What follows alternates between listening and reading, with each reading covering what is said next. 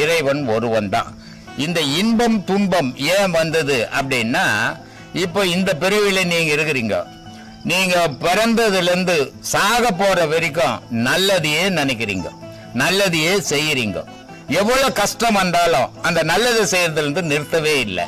அப்போ உங்களுடைய பிறப்பு அடுத்த பிறப்பு சுத்த பிறப்பாகும்.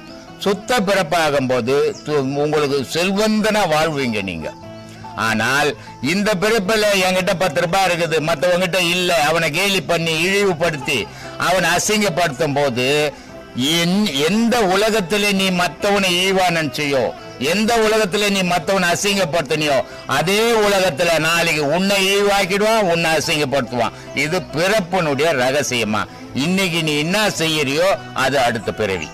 இதுக்கு பேர் தான் தலைவிதின்னு வச்சுக்கிறோம். ஒவ்வொரு மனிதனுக்கும் இறைவன் யாருக்கும் இந்த தலைவிதி எழுதுறதே இல்லை. மனுஷனுடைய